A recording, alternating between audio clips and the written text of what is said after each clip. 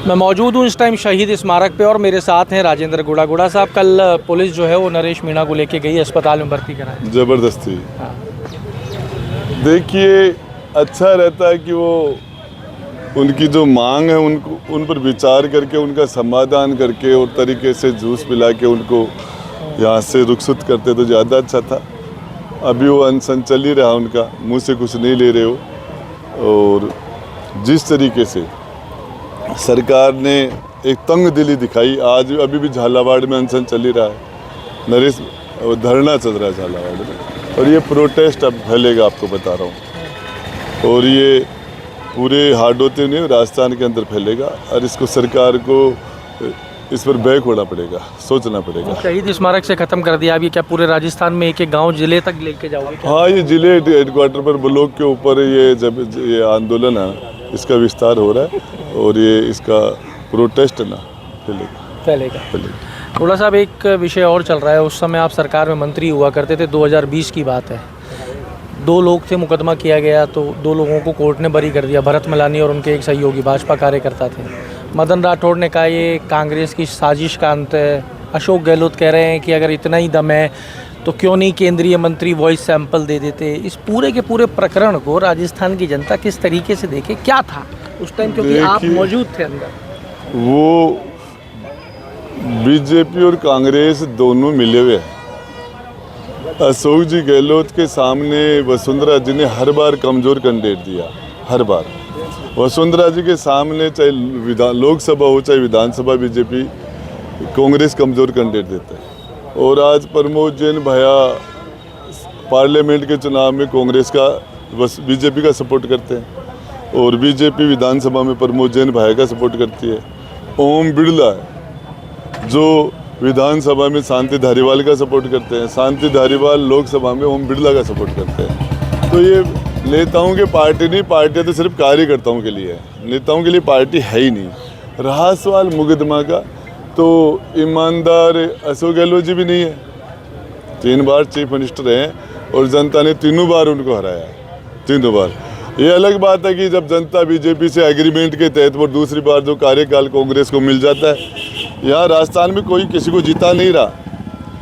कांग्रेस से थके हुए बीजेपी की तरफ चले जाते हैं, बीजेपी से थके हुए कांग्रेस की तरफ आ जाते हैं। और तीसरी हर बार दिल्ली ने राजस्थान के ऊपर अशोक गहलोत को थोपा है 3 बार, और जनता ने उसको 3 बार रिजेक्ट किया है।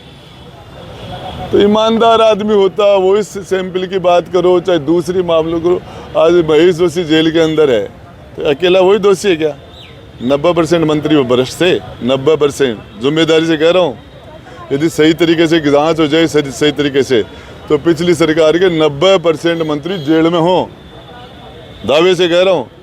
और अब वाले में भी वैसा ही है। नहीं तो आप उस टाइम मौजूद थे, सरकार का हिस्सा थे, आपके सामने सब कुछ घट रहा था। क्या स्थिति क्या थी उस टाइम, हो क्या रहा? देखिए, आपको एक बात बताऊं, होटलों में सरकारें थी और जब वो लाल डायरी करे कुछ नहीं था तो मेरे से छीनी क्यों गई? क्यों छीनी गई? धर्मेंद्र जी राठौड़ के घर से उस डायरी को क्यों निकलवाया गया? ये जो व्यवस्था थी। और इसके अंदर मैं जहाँ तक बोलता हूँ, ईमानदार तो 200 MLA में पिछली बार एक भरत सिंह कुंदनपुर थे, एक जो वेंटिलेटर पे है। राजस्थान में ईमानदारी वेंटिलेटर पे है, बाकी साफ हो गया। आपने कहा राजस्थान में ना तो कोई जिताता है ना कोई हारता है, यहाँ तो केवल और केवल पलट हो जाता है। तो क्यों राजस्थान में कितने लंबे समय से चलता आ रहा है और क्यों? अब 20-30 साल से आप नहीं देख रहे? 3 बार अशोक गहलोत बन गए चीफ मिनिस्टर, 2 बार वसुंधरा जी बन गई, 5 बार तो गए, 6ठी बार ये वजरलाल जी हो गए। तो 6 चुनाव तो आपके सामने हो गए। 5-5 साल, 30 साल का कार्यकाल तो आपके सामने पड़ा है। ऐसा क्यों हो रहा है? जनता के पास अल्टरनेट नहीं है और जनता के पास कोई ऐसा लीडर भी नहीं है। दोनों पार्टी इन्होंने एग्रीमेंट कर रखा है 5-5 साल का, और अल्टरनेट मिल जाएगा, उससे इलाज हो जाएगा। अब के बाद अल्टरनेट आ रहा है। कैसे आएगा अल्टरनेट? ये नौजवान करेगा, ये खड़ा है ना, ये अल्टरनेट है। ये खुंद खा के बैठा है, खुंद खा के जिस दिन मौका मिलेगा सल्टा देंगे। तो गुड़ा जी, एक चीज़ बताओ, आप तो राजनीति के इतने पुराने खिलाड़ी हो, बड़ा इंफ्रास्ट्रक्चर चाहिए, सारी व्यवस्थाएं चाहिए, वो कैसे खड़ी होंगी? मेरे भाई, मेरी बात सुनो। कांग्रेस के 400 पार्लियामेंट मेंबर थे लोकसभा में, 400 और राजीव गांधी मिस्टर क्लीन था और वीपी सिंह निकल के आया था वहाँ से, और पूरे हिंदुस्तान लेवल के ऊपर सारा का सारा सारी व्यवस्था होगी फटाफट, और वो वीपी सिंह प्रधानमंत्री बन गए थे, चौधरी देवलाल उप प्रधानमंत्री बन गए थे, सरकारें बन गई थी, चाहे देवगढ़ बना, चाहे गुजराल बना, चाहे ये बना, चाहे वो बना, जनता जब चाहे कोई आए, किसी ने देवगढ़ को वोट दिया था, किसी ने चंद्रशेखर को वोट दिया था, किसी ने इंद्र कुमार गुजराल को वोट दिया था, जनता दुखी है तो चेप देती है। तो राजस्थान का देवेगौड़ा, इंद्र कुमार गुजराल कौन होगा? जैसे वो हुए कोई ना कोई हो जाएगा। बता के जाओ तो कौन होगा?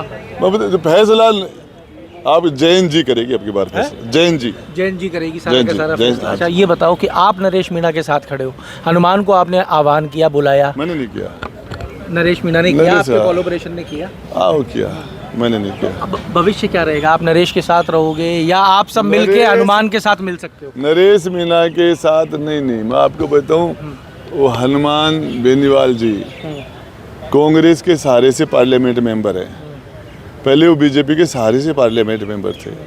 खींव सर जाट बाहुल्य क्षेत्र है, अब की बार वो एमएलए वहाँ से हार भी गए, तो वो बहुत ऐसी सीटें हैं जिनमें 70-70, 80-80 हज़ार वोट। अब बैरोड से यादव ही जीतेगा, खेतड़ी से गुजरी जीतता है, और आप खींव सर का है तो वहाँ से जाट ही जीतता है, खंडेला से भी जाट ही जीतेगा, लक्ष्मणगढ़ से जाट ही जीतेगा, हमारे मंडावा में सूरजगढ़ के मंदिर झुंझुनू के अंदर जाट ही आता है, तो 70-80 हज़ार वोट है। कोलायत से राजपूत आता है, शेरगढ़ से राजपूत ही आता है, जोटवाड़ा से राजपूत बन ही जाता है। तो ये जो बाहुल्य सीटें वहाँ से आना कोई नेतागिरी है क्या? आप नहीं मान रहे नेतागिरी है? क्या की नेतागिरी है? मुझे एक बात बताओ, जिस कॉन्स्टिट्यूंसी में जाति के 80,000 90,000 उनकी जाति के लाख वोटर वहां से चुनाव जीत गए, काहे की नेतागिरी? क्या करें फिर? कैसे नजर आएगा स्थिति, कैसे नजर आएगी ये तो बता जाओ। अभी टाइम पड़ा, देख तो क्या नहीं, टाइम तो पड़ा है, पर आप ये तो बता जाओ, सरकार का ये तो बता जाओ, आप ये तो बता जाओ भाई, कांग्रेस के अंदर 50% तो अनुकंपा नियुक्ति है, 50% अनुकंपा नियुक्ति है कांग्रेस में, और जो 50% बच गए उनके अंदर कोई कास्ट बेस पर आ जाता, कोई किसी बेस पर आ जाता, क्या कि निर्दोषी बात तो नहीं। आप मुझे बस एक सवाल का जवाब दे जाओ कि आप हनुमान बेनीवाल के ऊपर सवाल उठा दिया आपने। मैंने नहीं उठाया सवाल, आपने पूछा था, मैंने हाँ आपने जवाब दे दिया। राजकुमार रौत के लिए नरेश मीणा कह रहे हैं, तो आप तीसरा मोर्चा आपने मेरे से ये पूछा था कि आप हनुमान बेनीवाल के साथ जाओगे क्या, तो मैंने उसका जवाब दिया, हनुमान बेनीवाल वो एक जाति का नेता है। राजकुमार रौत से नहीं बन रही है आप दोनों के अलायंस की? नरेश ने कहा कि राजकुमार रौत को मैं पसंद नहीं करता। राजकुमार मेरा तो दोस्त है। आपका दोस्त है? मेरा दोस्त है। तीसरा मोर्चा खड़ा कैसे होगा फिर? देखिए, न हनुमान से, न राजकुमार से, न नरेश से, न राजेंद्र गुड्डा से, तीसरा मोर्चा खड़ा करेगी जैन जी। जनता करेगी जो जनता करेगी, यूथ करेगा जो करेगा। तो ये आप सुन रहे थे राजेंद्र गुड़ा को, जिन्होंने कहा कि जो करेगा वो यूथ करेगा। हनुमान बेनीवाल के ऊपर भी यहाँ पे राजेंद्र गुड़ा ने एक बड़ा बयान जारी कर दिया है। उन्होंने कहा कि जिस जगह पे जात बाहुल्य हो वहाँ से नेतागिरी करना नेतागिरी नहीं है। राजस्थान में तीसरा मोर्चा कैसे स्वरूप लेगा, क्या होगा, किस तरीके से बनेगा, या सिर्फ तीसरा मोर्चा इस बार भी बातों में रह जाएगा, ये सब भविष्य के गर्भ में है। राजेंद्र गुड़ा ने, जो सरकार के मंत्री थे 2020 में, उन्होंने ये भी कह दिया है कि दोनों ही पक्ष जो हैं वो मिले हुए हैं, इसलिए कोई भी किसी भी प्रकार की बात निष्पक्षता के साथ में नहीं कही जा सकती है। देखते हैं आगे भविष्य में क्या होता है। जुड़े रहिए हमारे साथ। अमर उजाला के लिए जयपुर से मैं आशीष। अगर आप ये वीडियो YouTube पर देख रहे हैं तो हमारे चैनल को सब्सक्राइब कर बेल आइकन दबाएं, और Facebook पर देख रहे हैं तो हमारे पेज को लाइक करें।